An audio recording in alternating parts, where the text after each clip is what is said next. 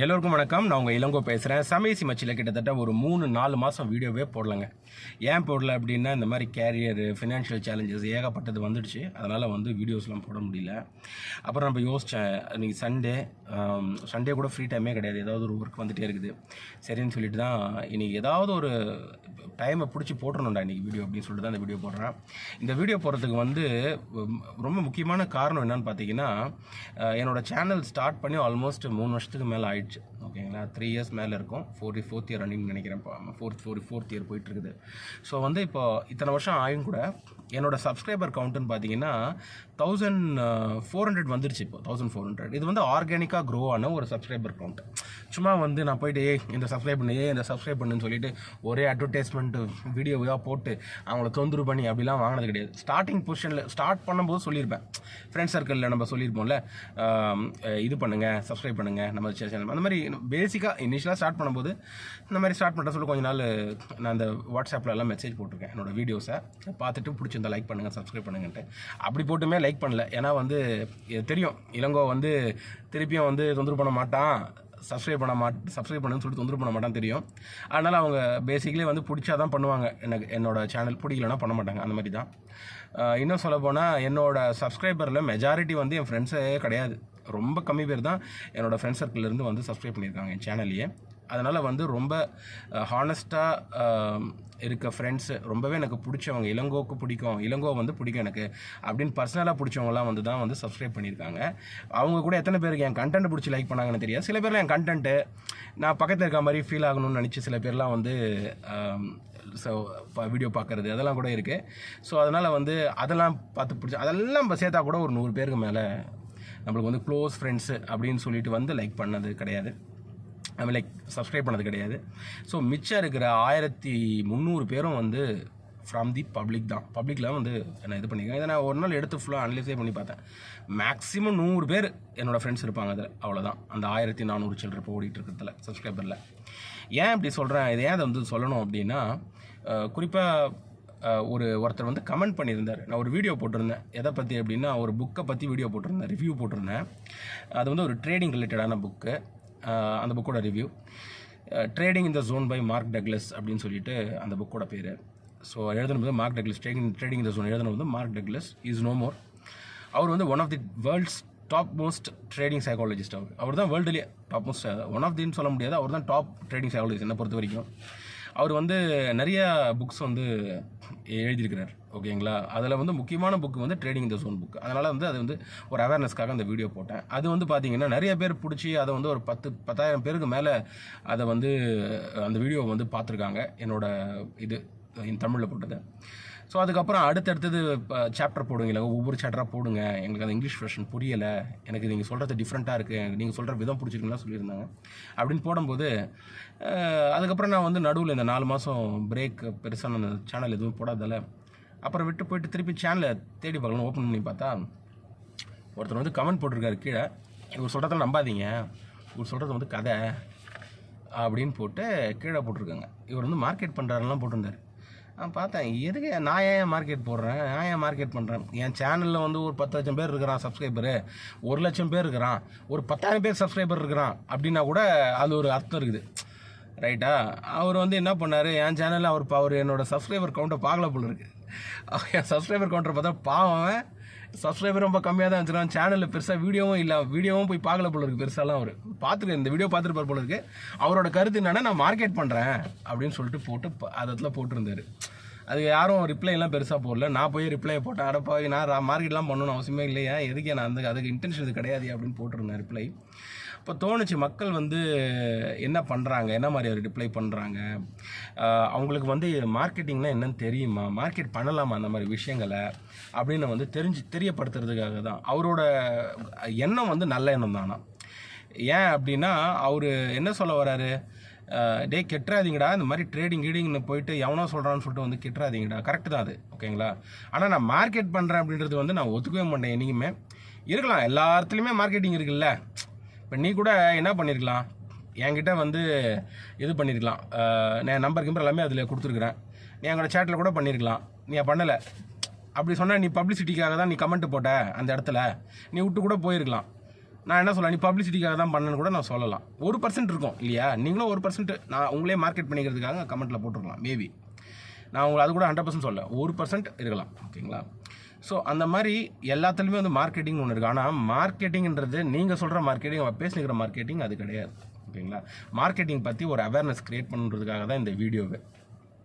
இப்போ தான் யோசித்தேன், மக்கள் வந்து ஏதாவது ஒரு ப்ராடக்ட்டை யாராவது விற்க வராங்க, ஒரு சர்வீஸ் எதுவும் ப்ரொவைட் பண்ண வராங்க அப்படின்னா, அது ஒரு நல்ல ஒரு சர்வீஸாக இருக்குது, ஒரு நல்ல ஒரு ப்ராடக்டாக இருக்குதுன்னா கூட அது போய் ரீச் ஆகிறதுக்கு முன்னாடியே யாராவது அவன் வந்து மார்க்கெட் பண்ணி விற்க பார்க்குறான், அவன்லாம் வாங்காத அப்படின்னு சொல்லி தடுத்து விட்ருவானுங்க நிறைய பேர்.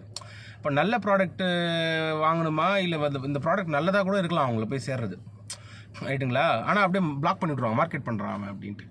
ஸோ அதை வந்து அப்போ மார்க்கெட்டிங்னா என்ன அப்படின்னு நம்ம தெரிஞ்சுக்கணும் இல்லையா, அதுக்காக தான் வீடியோ. மார்க்கெட்டிங், சேல்ஸ் அப்படின்னு 2 விஷயம் இருக்குது. ஓகேங்களா? அதில் மார்க்கெட்டிங் பார்த்தீங்கன்னா, உங்களுக்கு ஒரு பிரச்சனை இருக்குன்னு வச்சிங்களேன், லைஃப்பில் ஒரு பிரச்சனை இருக்குன்னா, அந்த பிரச்சனைக்கு வந்து ஒரு சொல்யூஷனை வந்து ப்ரொவைட் பண்ணுறது தான் வந்து ஆக்சுவலாக வந்து மார்க்கெட்டிங். அந்த சொல்யூஷனை வந்து எடுத்துகிட்டு போய் கொடுக்குறது தான் மார்க்கெட்டிங். நான் சொல்கிறது புரியுதுங்களா? இப்போ ஃபார் எக்ஸாம்பிள் வந்து உங்களுக்கு வந்து ஒரு கார் வேணும். அந்த கார் வந்து உங்களுக்கு கார் வேணுன்றதில்ல, நீங்கள் வந்து ஒரு இடத்துல இருந்து இன்னொரு இடத்துல வந்து பயணித்து போகணும். ஆனால் அது வந்து கொஞ்சம் சேஃபான ஒரு பயணமாக இருக்கணும். அது உங்கள் இஷ்டத்துக்கு நீங்கள் எப்போ நினைக்கிறீங்களோ அப்போ கிளம்பி போகணும். அதுக்கு யூஸ் பண்ணுற ஒரு பொருளாக இருக்கணும் அது. அதே மாதிரி வந்து வெயில் தாங்க முடியாத இடத்துல வந்து கம்ஃபர்ட் கொடுக்கணும். அந்த ட்ராவல் பண்ணுற அந்த விஷயம், உங்களுக்கு எடுத்துன்னு போகிற அந்த விஷயம், அந்த மாதிரி பல விஷயம் இருக்கு இல்லையா. இதெல்லாம் வந்து ஒருத்தருக்கு இருக்கிற ப்ராப்ளம். அதாவது இதெல்லாம் வந்து இதுக்கெல்லாம் ஒரு சொல்யூஷன் கிடைக்காதா அப்படின்னும் போது என்ன பண்ணுறாங்கன்னா, ஒரு காருன்னு ஒன்று கொண்டு வரான். இப்போ கார் வந்து என்ன பண்ணுது, ஒரு இடத்துல இன்னொருத்தர் வந்து எடுத்துன்னு போய் சேர்க்குது. அது இப்போ வந்து சேஃப்டிக்காக என்ன பண்ணுறாங்க, ஏர் பேக்ஸ் வைக்கிறாங்க. கரெக்டாக ஏர் பேக்ஸ்லாம் வச்சுருக்காங்க. அப்புறம் வந்து வெயிலில் வந்து ட்ராவல் பண்ணும்போது ஏசி போட்டுக்கலாம். ஸோ இதெல்லாம் அதில் சொல்யூஷன்ஸாக வச்சுருக்கான். ஏசி, இந்த மாதிரி இது ஆன்டி பிரேக் சிஸ்டம், அதே மாதிரி வந்து ஆட்டோமேட்டிக் என்ன சொல்கிறது, வைப்பர்ஸ், ஏகப்பட்ட விஷயங்கள் வந்து உங்களுக்கு கொடுத்துருக்குறோம். ஆட்டோ கியர், ஓகேங்களா? அதே மாதிரி வந்து உங்களுக்கு வந்து கொஞ்சம் பவர்ஃபுல்லான வண்டி போகணும் அப்படின்னா டர்போ ஆப்ஷன்ஸ், இந்த மாதிரிலாம் நிறைய வண்டியில் வந்து ஆப்ஷன் வச்சுருக்காங்களா. இது எல்லாமே வந்து ஒரு சொல்யூஷன் தான். அப்போ இதெல்லாம் வந்து மக்கள்கிட்ட போயிட்டு டைரெக்டாக போயிட்டு சேர்க்க முடியாது. அப்போ மக்கள்கிட்ட போயிட்டு நீங்கள் டிஃப்ரெண்ட் வழியில் சொல்லணும்ல. இப்போ என்ன பண்ணுவாங்க, ஃபஸ்ட்டு அட்வர்டைஸ்மெண்ட் போட்டு சொல்லுவான், அப்புறம் வந்து பேம்ப்ளெட்டில் போட்டிருப்பான் இந்தந்த ஃபீச்சர்ஸ்லாம் எங்ககிட்ட இருக்குது அப்படின்னு. அது என்ன எதுக்காக போடுறேன்னா, அது தேவையாக இருக்குது, மக்களுக்கு தேவையாக இருக்குன்னு அதெல்லாம் போட்டு இதெல்லாம் இருக்குது. அப்போ என்ன பண்ணுவோம், மக்களோட எவால்வேஷனுக்கு விட்டுறான். மக்கள் என்ன பண்ணுவான்னா, ஓகே இதெல்லாம் எனக்கு தேவை அப்படின்னு சொல்லிட்டு அதுக்கேற்ற மாதிரி அவன் மாடலில் போய் அந்த வேரியண்ட்டை போய் வாங்குவான். ரைட்டா? அதுதான் மார்க்கெட்டிங். எது மார்க்கெட்டிங்கு, ஒரு விஷயம் இருக்குன்னா அந்த விஷயத்தை வந்து இன்னொருத்தனுக்கு வந்து தேவைப்பட போகுது அப்படின்னா, அது வந்து அவங்ககிட்ட ஒரு ப்ராப்ளம் இருக்குது, அந்த ப்ராப்ளத்தை வந்து சால்வ் பண்ண போகுது அந்த விஷயம் அப்படின்னா, அதை போய் இன்னொருத்தனுக்கு போய் எடுத்து சொல்கிறது தான் வந்து மார்க்கெட்டிங். ஓகேங்களா? இதில் வந்து கமர்ஷியலாக நம்ம வந்து காசு அதனால் அவங்களுக்கு வருமா அப்படின்னு கேட்டால், அவன் ப்ராடக்ட் காசு வரும் தான். பட் நீங்கள் புரிஞ்சுக்க வேண்டியது என்னன்னா, சேல்ஸ்னு இன்னொன்று இருக்குது. ஓகேங்களா? மார்க்கெட்டிங் வேறு, சேல்ஸ் வேறு. நல்லா புரிஞ்சுங்க. மார்க்கெட்டிங் வேறு, சேல்ஸ் வேறு. மார்க்கெட்டிங்கிறது என்ன சொன்னால், ஒரு பொருளை வந்து எடுத்துகிட்டு போயிட்டு இன்னொருத்தருக்கு விற்கிறாங்க. ஆனால் அதை விற்கிறதுக்கு அவங்க இன்டென்ஷன் வந்து விற்கிறது வந்து இன்டென்ஷன் கிடையாது. ஓகேங்களா? ஒரு பொருளை வந்து இது என்ன அப்படின்றத வந்து அந்த மக்களோட மைண்டில் போயிட்டு இதுதான் உங்களுக்கு தேவையான ப்ராடக்டாக இருக்கலாம் அப்படின்னு சொல்லிட்டு அவங்களோட இதுக்கு வந்து விட்டுடுறாங்க. என்ன சொல்கிறது, அவங்களோட தாட் ப்ராசஸ்க்கு விட்டுறாங்க. அவங்க வந்து யோசிப்பாங்க. அதுதான் வந்து மார்க்கெட்டிங். சேல்ஸ்ன்றது தான் நீங்கள் சொல்கிறது, விற்கிறது. ஓகேங்களா? டேரெக்டாக விற்கிறது. அவன் என்ன பண்ணுவான், அப்போது சோப்பு விற்கிறான், 4 சோப்பு விற்கிறான். அவன் 4 சோப்பு விற்றா ஒரு சோப்பு ஃப்ரீன்னு சொல்லிட்டு விற்கிறான். அப்படின்னும் போது மக்கள் என்ன பண்ணுறாங்க, ஆஹா ஒரு சோப்பு இலவசமாக கிடைக்குதே, அப்போ நம்ம இன்னொரு சோப்பு வாங்கி அந்த 4 சோப்பு வாங்கிட்டுனா 5ஆவது சோப்பு ஃப்ரீன்னு சொல்லிட்டு வாங்குறாங்க.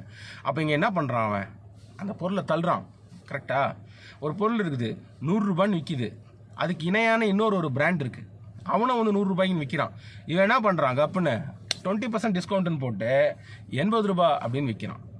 80 ரூபான்னு விற்ற உடனே 20 ரூபாவை ஸ்ட்ரைக் பண்ணிட்டு 80 ரூபான்னு விற்கிறான். ஓகேவா? 100 ரூபா பொருள். அப்படின்னா ஆஹா 80 ரூபாய் கிடைக்குதே, நம்ம இதை வாங்கலாம் அப்படின்னு மக்கள் ஓடி போவாங்க இதை வாங்குறதுக்கு. அதுதான் சேல்ஸ். நல்லா புரிஞ்சுங்க, அதான் சேல்ஸ்.